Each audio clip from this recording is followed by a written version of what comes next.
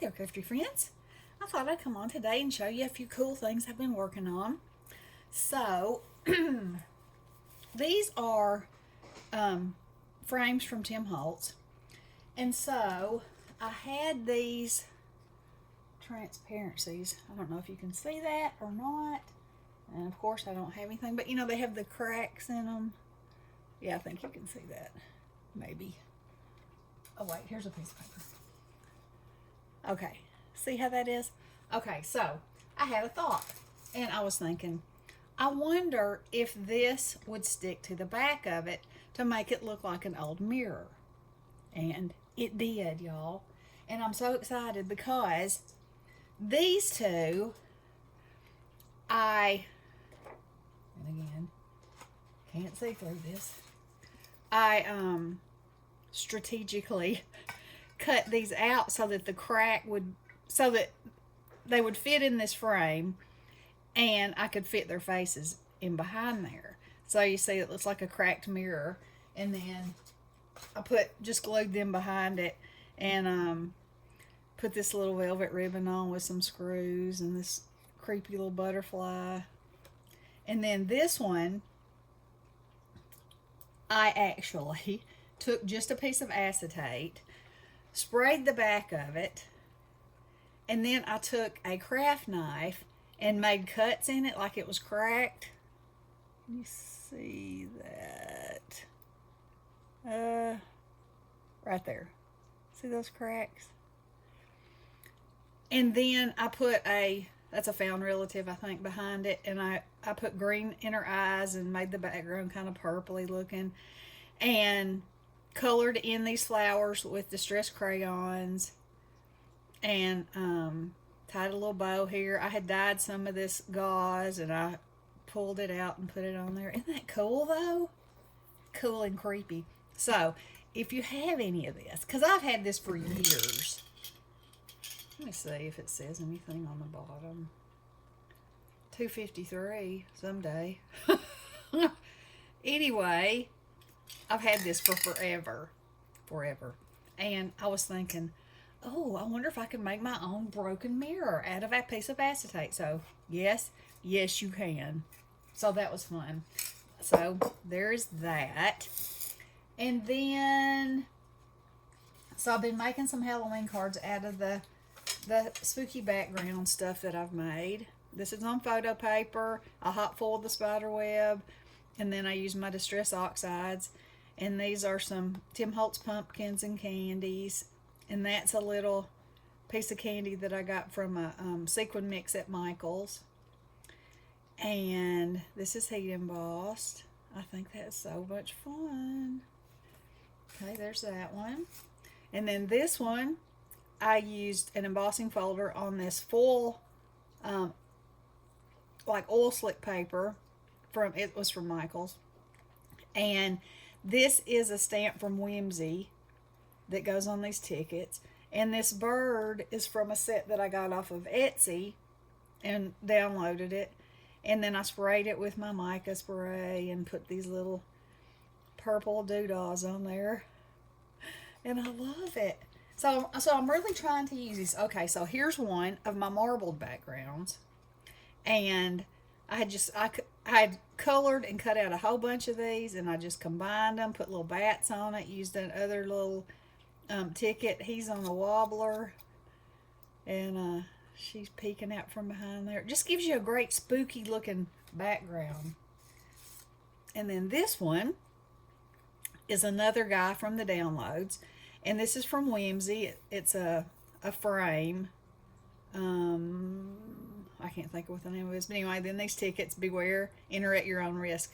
Okay, so how would you feel if he was standing outside of this, inviting you in, and look at those colors swirling around? What do you think's inside there? And he's on a wobbler because, you know, he looks like he needs to be on a wobbler.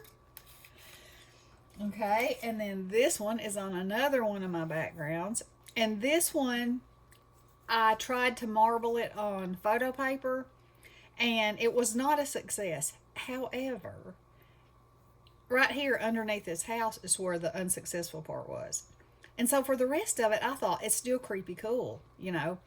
So I stamped these houses and cut them out and colored the windows in and put a few ghosts around and cut it out of this wonky archway. And I think it turned it out turned it out pretty good. And then look at this one. Okay, so I stenciled this, embossed it, used mica on it. Then I cut these arches out and made myself a tombstone, stamped it with Indigo Blue's Creepy Grandpa, and I put Crispy Bacon on here. That's his name. Crispy Bacon, get it? Corny, but I thought it was funny. And didn't he? Okay, so I stamped him on there. Then I took a white pen and went around him because I wanted it to sort of look like he was embossed on there or engraved on there, you know, because it's a tombstone. And then I just put some creepy leaves around there growing up. Anyway, love that one. And then there's this one. And this one doesn't have a creepy background, but I've been dying to use some mushrooms in some Halloween stuff. So these are Lavinia. Stamped them out, colored them, sprayed them. This is actually a plain pumpkin, and I drew the face in. And y'all, that is so easy to do. Just draw it in, then make you a few little lines around the outside to give it some dimension. Give him a little highlight in his eyes, and he's done. And these are Tim Holtz bats. And I watercolored the stamp before I stamped it. And I just love how it blended the black and the purple together. And this is a Christmas piece, but I thought, and I'm going to show you that in just a minute. But instead of using Christmas colors, I used Halloween colors. And so then I backed it on this little orange paper with these little specks, and then I sprayed it with, let's see, Harvest Moon mica stain. And y'all, okay, here's another thing. So my stains and my sprays and everything were in the tins, and I love the tins. However, if you have the tins, you know whenever you want to use it, you have to look in the tin, take it out of the tin, blah blah blah. So I was watching Juliana Michaels, and she had these tiered stands, these acrylic tiered stands that she had got from scrapbook.com, I believe. Anyway, hers were 5-tiered, but I'm embarrassed to say, embarrassed, not embarrassed, you know me, that the 5 tiers weren't going to hold mine. So on Amazon, you can get the 7-tiered ones, and my desk is pretty deep, so beyond this, there's like 4 inches, and then I have wooden pencil cases that have my Inktense pencils, my gel pens, my Prismacolor pencils, and so I have them sitting on top of that, which still gives me I still have all this workspace. My Copics are there too, but I can just reach, I can go, oh, I'm going to spray it with this, or I'm going to use this, or, oh, it's so good, it's so good. Okay, so there's the Halloween stuff.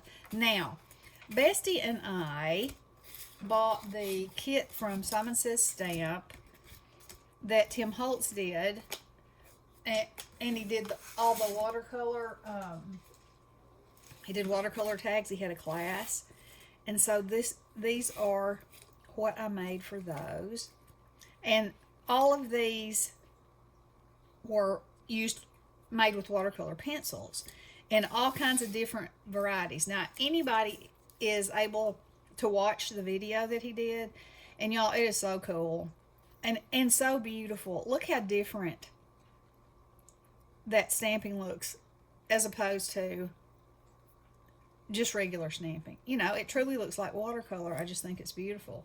And then it came with dies, and they showed you how to make shakers with the words, which I think is absolutely beautiful. This background is sprayed with hickory smoke. And then you just do your thing, you know. And they're so pretty and so festive. You know, they'd be pretty things that were just part of your decoration or a huge tree with these all over it would be beautiful. So anyway, I have been having so much fun playing with techniques, playing with my supplies, because you know I already had the pencils. Y'all know. And I saw another way to use the pencils, because I do love to watercolor, but also, oh yes, and so these are done for Christmas. And so I was thinking, let me just pull some of these over here. What if I use different colors, use the same Christmas poinsettia stamps and greenery stamps, and make them in Halloween colors? Wouldn't that be pretty? Look at that one. That's one of my favorites. Here and there, you know, sprinkled around, you know, and you just have them. And when you make a card, look, I love these two. You can just pop them on there, you know, and it's like you've added something that's really cool, and it looks like you made it especially for that project. And maybe you did, only it wasn't then. And look at that leaf. And look at this pine cone. And so I've been coloring glitter. And this has got 2 colors of glitter on it. I just think it's beautiful. I am loving using the different colors of glitter on things. So pretty. It doesn't come off, you know. So anyway, I have got me a whole little box over here of all kinds of goodies. Look at that. So it's not in your face glittery, but it's like a delicate painting with glitter in just the right places. You know, it adds just a good little something something. You know, how would that look there? You know what I mean? So it's just like, okay, so now you have a little extra something that won't go in there. That's not the right color. Anywho, you know, to play with. Like that accentuates the colorless skin of his face. So anyway, I wanted to come on and share with y'all what I've been doing, what I've been playing with. And like I said, check out that Tim Holtz video with these watercolor, and you'll, you know, to learn all about that. And if there's anything that you want to see me do that I've done in this, you know, just let me know, and I'll do one in a video. But I hope y'all are being crafty and having fun. I know I sure am. It is the season, right? When all the things you can create for Christmas, you can create for Halloween, you can create for Thanksgiving, you can create for anything, and it just feels right. You know, like in March, does it feel right to create for Christmas and Halloween? Not really, but now it feels right. And the temperature has finally dropped here today. Now tomorrow it might be 90 again. But so I'm really, really in the making spirit. So I hope you guys are too. Enjoy what you do and find joy in your day. Love you guys. Blessings.